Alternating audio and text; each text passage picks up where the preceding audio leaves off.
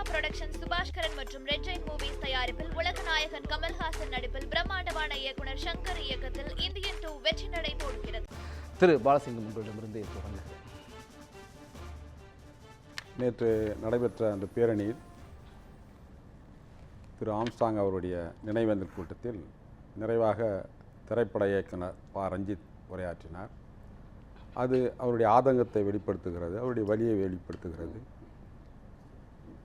தனியாக நாம் போட்டியிட வேண்டும் என்கிற அவருடைய ஆர்வத்தை வெளிப்படுத்துகிறது. ஆனால் தேர்தல் அரசியல் களத்தில் அப்பப்போதைக்கு என்ன தேவை என்பது மிக அவசியமானது. அதுதான் ஸ்ட்ராட்டஜி என்கிறோம், உத்திகள். தேர்தலில் கொள்கையை விட என்ன மாதிரியான உத்திகளை நாம் கையாளுகிறோம் என்பது தான் முக்கியமானது தேர்தல் அரசியல். குறிப்பாக ஒடுக்கப்பட்ட சமூகம் பல நூற்றாண்டுகளாக தனிமைப்படுத்தப்பட்டிருக்கிறது. காஷ்மீரிலிருந்து கன்னியாகுமரி வரை நாம் பார்த்தோமானால் ஒவ்வொரு ஊரும் ஒரு கிராமம் 2 பகுதிகளாக இருக்கிறது, 2 கிராமங்களாக இருக்கிறது, ஊராகவும் சேரியாகவும் இருக்கிறது. அப்படி தனித்து விடப்பட்டிருக்கிறார்கள். ஏற்கனவே அவர்கள் தனிமைப்படுத்தப்பட்டிருக்கிறார்கள். மீண்டும் அரசியலையும் நாம் தனிமைப்படக்கூடாது, செல்ஃப் ஐசோலேட் ஆகக்கூடாது. ஆல்ரெடி சமூகம் நம்மளை தனிமைப்படுத்தி வச்சிருக்குது. மீண்டும் அரசியல் களத்தில் கூட நாம் ஐசோலேட் ஆகக்கூடாது என்பது தான் விடுதலை சிறுத்தைகளுடைய போராட்டம். இதுதான் புரட்சியாளர் அம்பேத்கர் அவர்கள் ஒடுக்கப்பட்ட மக்களுடைய விடுதலை என்பது வெறுமன ஒடுக்கப்பட்ட மக்களுடைய மட்டுமே சேர்ந்து நடப்பதல்ல. சாதி ஒழிப்பு என்பது வெறும் ஒடுக்கப்பட்ட மக்கள் மட்டுமே அல்ல, ஜனநாயக சக்திகளும், அனைத்து சமூகத்தில் இருக்கக்கூடிய ஜனநாயக சக்திகளை, முற்போக்கு சக்திகள் அனைவரும் இணைத்து கொண்டு, குறிப்பாக பிற்படுத்தப்பட்ட சமூகத்தில் இருக்கக்கூடிய அனைத்து ஜனநாயக சக்திகளும் இணைத்து கொண்டு தான் நாம் இந்த போராட்ட களத்தில் இருக்க வேண்டும் என்று புரட்சியாளர் அம்பேத்கர் குறிப்பிடுகிறார். அதைத்தான் விடுதலை சிறுத்தைகள் தொடர்ந்து நாம் வலியுறுத்தி வருகிறோம். மிக எளிதாக இந்த தனிமைப்படுத்துவது என்பது மிக எளிதான அரசியல் எதிரிகளுக்கு, சக்திகளுக்கு இது அனுகூலமாக மாறிவிடும். ஏற்கனவே பாட்டாளி மக்கள் கட்சி அப்படி ஒரு பிரச்சாரத்தை மேற்கொண்டது. 81% 19% என்று தலித் மக்களுக்கு எதிரான ஒரு கூட்டமைப்பை எல்லாம் அவர்கள் உருவாக்கினார்கள். இது எதிலிருந்து உருவாகிறது என்றால் RSS சித்தாந்தம், இந்துத்துவத்தினுடைய அந்த சித்தாந்தம் தான். தனிமைப்படுத்துவது என்பது குறிப்பாக இஸ்லாமியர்கள் மீதான வெறுப்பை உருவாக்கி இந்துக்களை அணி திரட்டுவது. அதேபோல் தான் தலித்துகள் தனிமைப்படுத்துவது என்பது தலித்துகள் மீதான வெறுப்பை உருவாக்கி மற்ற சமூகம் அதற்கு எதிராக ஒருங்கிணைவதற்கான வாய்ப்பு இருக்கிறது. ஆகவே தேர்தல் களத்தை பொறுத்தவரையிலும் நாம் ஒன்றிணைந்து அதாவது குறிப்பாக ஜனநாயக சக்திகளோடு இணைந்து போராட வேண்டிய அவசியம் இருக்கிறது. அதிலும் குறிப்பாக நாடு இன்றைக்கு இருக்கக்கூடிய சூழல் என்னவாக இருக்கிறது என்பதை நாம் உணர்ந்து செயல்பட வேண்டிய அவசியம் இருக்கிறது. குறிப்பாக இந்த கடந்த தேர்தலில் 2024 பிஜேபியை வீழ்த்த வேண்டும், அதன் மூலம் இந்திய அரசியலமைப்பு சட்டம் பாதுகாக்கப்பட வேண்டும். புரட்சியாளர் அம்பேத்கர் எழுதிய அந்த அரசியலமைப்பு சட்டத்தை பாதுகாப்பதன் மூலமாகத்தான் ஒடுக்கப்பட்டோருடைய நலனும் ஒடுக்கப்பட்டோருடைய அரசியலும் அடுத்த கட்டத்திற்கு நகர்த்த முடியுமே தவிர, அப்படி இல்லாமல் நாம் ஒருவேளை அரசியலமைப்பு சட்டத்தை இழந்தோமானால் பிஜேபி RSS மீண்டும் ஆட்சிக்கு வந்திருக்குமேயானால் அப்படிப்பட்ட ஒரு சூழல் 400 இடங்களை வெல்ல வேண்டும் என்று அவர்கள் சொன்னது, அப்படி அரசியலமைப்பு சட்டத்தை இழக்கக்கூடிய ஒரு சூழல் இருந்தது. அது இப்பொழுது மாறி ஒடுக்கப்பட்ட மக்கள் பெரும்பான்மையாக குறிப்பாக உத்தரப்பிரதேசம் போன்ற மாநிலங்களிலே ஒன்றிணைந்து வாக்களித்திருக்கிறார்கள். குறிப்பாக பகுஜன் சமாஜ் கட்சி அங்கே தனிமைப்படுத்தப்பட்டு இருக்கிறது. பகுஜன் சமாஜ் கட்சி ஒரு ஆளுமையான ஒரு சக்தி. அந்த உத்தரப்பிரதேச தேர்தல் வடமாநில முடிவுகளை பார்க்கும்போது SC ST மட்டுமல்ல, OBC வகுப்பினர் எல்லாம் ஒருங்கிணைந்து செயல்பட்டது. ஏன்னா OBCயுடைய இடஒதுக்கீடு பெரும் பேசு பொருள் ஆணுச்சு இந்த தேர்தலில். அதைத்தான் தலைவர் எழுச்சி தமிழர் தொடர்ந்து குறிப்பிட்டு வருகிறார். அனைவரையும் ஒன்றிணைத்து பொது நீரோட்டத்திலே பங்கேற்க வேண்டும் என்பதுதான் எங்களுடைய போராட்டமே. புரட்சியாளர் அம்பேத்கரும் அதை தான் சொல்லியிருக்கிறார். எங்களுடைய போராட்டம் கோயிலில் நுழைய வேண்டும் என்பது என்ன, கோயிலில் இருக்கக்கூடிய நிலங்களுக்கான பகிர்ந்து கொள்ள வேண்டும் என்பதல்ல. பொது நீரோட்டத்திலே எங்களுக்கான உரிமைகள் வேண்டும், பொது வழிகளிலே நாங்கள் நடக்க வேண்டும். இதெல்லாம் எதுக்குன்னா பொது நீரோட்டத்தில் இணைவதற்காகத்தான். அப்படித்தான் அரசியல் களத்திலும் பொது நீரோட்டத்தில் இணைய வேண்டிய அவசியம் இருக்கிறது. மீண்டும் மீண்டும் நாம் தனிமைப்பட்டு போவது என்பது அரசியல் எதிரிகளுக்கு அது அனுகூலமாக மாறும். அதிலும் குறிப்பாக RSS பிஜேபி போன்ற மதவாத சக்திகளுக்கு, பாசிச சக்திகளுக்கு அது அனுகூலமாக மாறும். அதனால்தான் நாம் தனித்து போட்டியிட வேண்டும் என்று ரஞ்சித் அவர்கள் கூறுவது அவருடைய ஆதங்கம், அவருடைய வலி. இன்னும் இந்த சமூகத்திலிருந்து இன்னும் வெற்றி பெற்றவர்கள் எல்லாம் எம்எல்ஏக்கள் எம்பிக்கள் எல்லாம் தலித் மக்களுக்காக போராடவில்லையே என்ற ஒரு ஆதங்கம் அந்த பேச்சில் இருக்கிறது. இது இப்படித்தான் இருக்கும் என்று புரட்சியாளர் அம்பேத்கர் அவர்கள் இந்த ரிசர்வேஷன் வருகிற போதே சொன்னார். புரட்சியாளர் அம்பேத்கர் அவர்கள் இதற்கு தீர்வாகத்தான் இரட்டை வாக்குரிமையை முன்மொழிந்தார். இரட்டை வாக்குரிமையை தலித்து பிரதிநிதிகளை தேர்ந்தெடுப்பதற்கு ஒரு ஓட்டும், மற்ற பொது பிரதிநிதிகளை தேர்ந்தெடுப்பதற்கு ஒரு ஓட்டும், தலித்துகளுக்கு 2 வாக்குரிமை என்பதை கொண்டு வந்தார். அது பிரிட்டிஷ் அரசாங்கமும் ஏற்றுக்கொண்டது. ஆனால் காந்தியினுடைய உண்ணாவிரத போராட்டத்தால் அது மறுக்கப்பட்டது.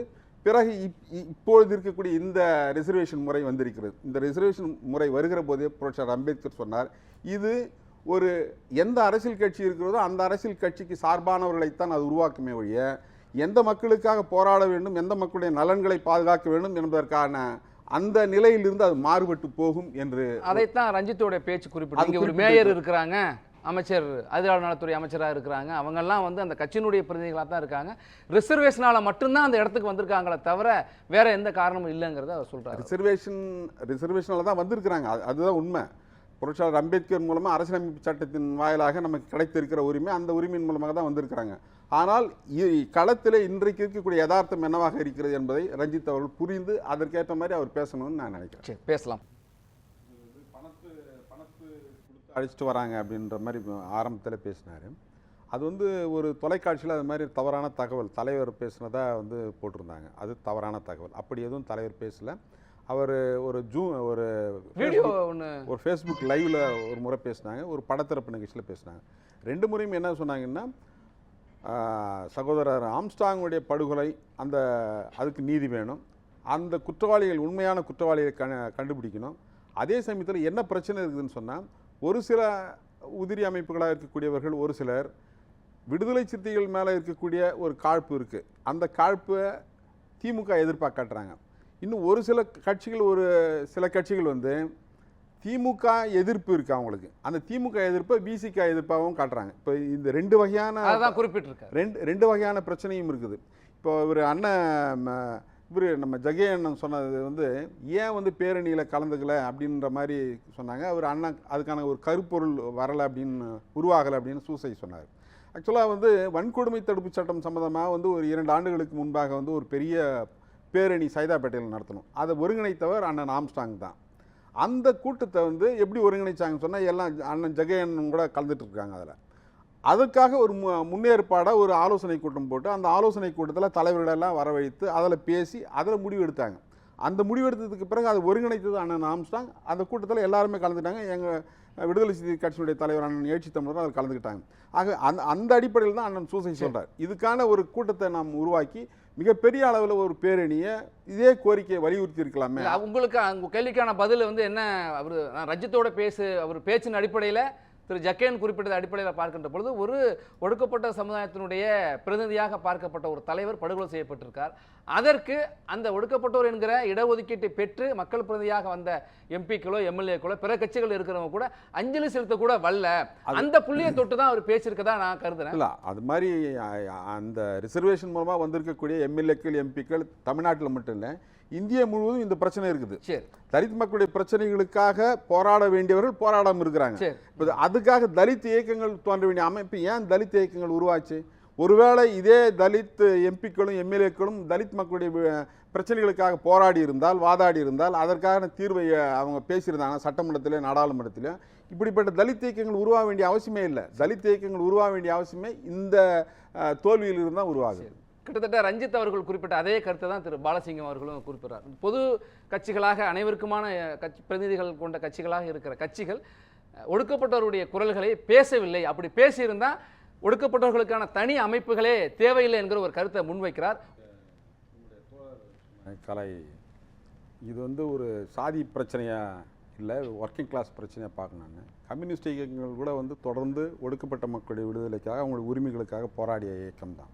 ஆனால் அவங்களுடைய பார்வையும் கூட ஒரு காலகட்டத்து வரையிலும் சாதி என்பது ஒரு அடிப்படையான ஒரு பொருளை அவங்க பார்க்கல, வெறும் வர்க்கம் மட்டுமே அடிப்படையாக பார்த்தாங்க.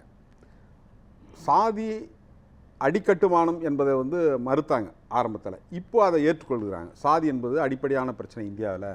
ஒடுக்கப்பட்டோருடைய அரசியல் அடுத்து என்ன அப்படின்னு பார்க்குற போது இந்தியா முழுவதுமே இருக்கக்கூடிய பிரச்சனை என்னன்னு பார்த்தீங்கன்னா சாதி தான். எல்லாவற்றிலுமே சாதி இருக்குது. நான் ஆரம்பத்தில் சொன்ன மாதிரி கிராமம் இருக்கிற வரையிலும் இந்த சாதி முறை இருக்குது. இப்போ இதுக்கு என்ன தீர்வு? இப்படிப்பட்ட சமூக ரீதியான பிரச்சனைகள் வந்து இருக்குது. கோயில் உள்ள போல, பொது வழியில் வந்து போல, பொது சுடுகாடு இல்லை, புரியுது இல்லை. இப்போ அப்படி குறை இல்லை. நீங்கள் இன்னைக்கு 75 ஆண்டுகளை கடந்து இருக்கிற சுதந்திரப்பட்டதுக்கு முன்பிலேருந்து இந்த பிரச்சனை இருக்குது. ஆனால் இந்த 75 ஆண்டுகளில் அந்த குற்றங்களோ அல்லது அந்த பாகுபாடோ குறைஞ்சிருக்கிறதா நீங்கள் கருதுறீங்களா இல்லையா? அது தளர்வு ஏற்பட்டிருக்கிறது. முழுமையாக அது வந்து உடைக்கப்படலை, சிதறடிக்கப்படலை, ஒட்டுமொத்தமாக ஒழிக்கப்படலை. தளர்வு ஏற்பட்டிருக்குது. எதனால் ஏற்பட்டிருக்கிறது? இந்திய அரசியலமைப்பு சட்டம், புரட்சியாளர் அம்பேத்கர் தந்த அந்த இடஒதுக்கீட்டின் மூலமாக, சமூக நீதி கொள்கையின் மூலமாக அந்த தளர்வு ஏற்பட்டிருக்கிறது. ஆனால் அது எதிர்பார்த்த அளவுக்கு இருக்குதுன்னா இல்லை. இங்கே இந்தியாவில் யாருமே வந்து சாதியை வந்து ஒரு அடிப்படை பிரச்சனையாக பார்க்கல. அதுதான் நான் இப்போ நாங்கள் வைக்கிற இந்த ஒடுக்கப்பட்ட ஒரு அரசியல் அடுத்து என்ன பண்ணணும் அப்படின்னு சொன்னால், இதுக்கு கட்சிகளுக்கும் பங்கு இருக்குது, அரசுகளுக்கும் பங்கு இருக்குது. இந்தியாவில் கட்சிகளுக்கும் அதில் பங்கு எடுத்துக்க மாட்டேன்றாங்க, பங்கேற்பது இல்லை, அதுக்கு பொறுப்பேற்பது இல்லை. அரசுகளும் பொறுப்பேற்பதில்லை. ஏதாவது இப்போ கூட இப்போ தீண்டாமை ஒழிப்பு முன்னணி இருக்குது கம்யூனிஸ்ட் கட்சியில். சாதி ஒழிப்பு முன்னணி எங்கே போச்சு? ஏன் வரல? அதுக்கு என்ன காரணம்? ஏன் சாதியை பற்றி பேசலை? அது ஏன் ஒரு டிபேட் ஆகலைங்க இந்தியாவில்? அது ஏன் நடக்கலை? எந்த அரசாவது காலங்காலமா முற்போக்கு கருத்துக்கள் பேசப்பட்டு கொண்டு இருந்து நடைமுறைப்படுத்தப்பட்டு கொண்டு தான் இருக்கிறது. ஆந்திராவில் முதலமைச்சர் ரெட்டின்னு பேர் வச்சுக்கிறாரு, நாயுடுன்னு பேர் வச்சுக்கிறாரு. எப்படி இங்க வந்து அதே தமிழ்நாட்டு தானே சாதி பெயர்களுடைய பின்னூட்டங்களை நீக்கணும்னு சொல்லி திராவிட இயக்கம் தீர்மானம் போட்டு இருக்கு. அதை பாராட்டுறோம். தந்தை பெரியாருடைய அந்த கொள்கையை, அவருடைய பிரச்சாரத்தை, அவருடைய தியாகத்தை நமக்கு போற்றுறோம். அது பிரச்சனை இல்லை. ஆனால் இன்னும் சாதி இருக்குமா இருக்கு. அப்போ சமூகத்துல மட்டுமே சமூக பிரச்சனையா இருந்தது, இன்றைக்கு அரசியலுக்கு வருகிற போது இது அரசியல் பிரச்சனையாகவும் மாறி இருக்குது. ஒரு நிமிஷத்துல முடிக்கிறேன். அரசியல் பிரச்சனையாகவும் இது மாறி இருக்குது. இப்ப அரசியல் பிரச்சனையா மாறதுனால தான் இப்படிப்பட்ட படுகொலைகள் எல்லாம் நடக்குது. இப்படிப்பட்ட அரசியல் ரீதியா மேம்பட்டு வளர்ச்சி பெறக்கூடியவன் ரவுடியா சித்தரிக்கப்படுறான். இல்ல, அது அங்க இன்னொரு கருத்து வருது. அதாவது சமூகம் இன்றைக்கு மாற்றம் அடைந்து கொண்டு இருக்கிறது. இருக்கிற இளைய தலைமுறை எல்லாவற்றையும் எல்லோரும் சமம் என்கிற ஒரு மனநிலை எடுத்துக்கொண்டு இருக்கிற சூழலில் முன்பு நடந்த 50 ஆண்டுகளுக்கு முன்பு நடந்ததை மீண்டும் மீண்டும் பேசி ஒரு பிரிவினையை ஏற்படுத்துகிற அதை நான் சொல்லல. ஆனா சாதியை பத்தி எப்படி டிபேட் நடக்கும்? யார் அதை பேசுவாங்க? எந்த அரசாங்கம் பேசுது? தமிழ்நாடு அரசாங்கமா இருக்கட்டும், இந்திய அரசாங்கமா இருக்கட்டும், இதை பற்றியான எப்படி மாணவர்கள் மத்தியில் அது என்ன ஒரு மாற்றத்தை ஏற்படுத்துவதற்கான அரசு ஏதாவது அரசு நிறைய முன்னெடுப்புகள் எடுத்துட்டு தானே இருக்கு. என்ன எடுத்திருக்கு? பள்ளிகள்ல சீருடைங்கிறதே என்னங்க? சீருடை பள்ளிகள்ல சீருடை ரைட்டு, சமத்துவபுரங்கள் ரைட்டு. ஆனா அதை தாண்டி அந்த கட்சிக்குள்ள என்ன டிஸ்கஷன் நடந்திருக்குது? சாதி ஒழிப்பு பற்றி எந்த கட்சியிலாவது டிஸ்கஷன்? திமுகல, அண்ணா திமுகல இருக்கக்கூடிய சந்துருடைய அறிக்கை பள்ளிகளுக்கு கொடுத்திருக்காங்கல்ல. இதெல்லாம் போக்க தானே கொடுத்திருக்காங்க. கம்யூனிஸ்ட் கட்சிகள இப்போ வந்து அந்த மாதிரி டிஸ்கஷன் நடக்குது. சாதி ஒழிப்பு சம்பந்தமான டிஸ்கஷன் நடக்குது. அது மாதிரி எந்த கட்சிகளுக்குள்ள அது மாதிரி நடக்குது? எல்லா கட்சிகளும் அரசுகள் அதுக்கு என்ன பொறுப்பேற்று? சகோதரர் ராம்ஸ்டாங்குடைய அந்த படுகொலைக்கான உண்மை குற்றவாளிகள் கண்டறியப்பட வேண்டும், தண்டிக்கப்பட வேண்டும். அதற்கு இப்போது திமுக அரசு எடுத்து இருக்கக்கூடிய அந்த நடவடிக்கைகள் சரியான திசையில் சென்று கொண்டிருப்பதாக கருதுகிறோம். அதே வேளையில் சாதி சம்பந்தமான உரையாடலை கட்சிக்குள்ளும் நடத்த வேண்டும், அரசுகளுக்குள்ளும் அது நடத்தப்பட வேண்டும் என்பதுதான் என்னுடைய நன்றி.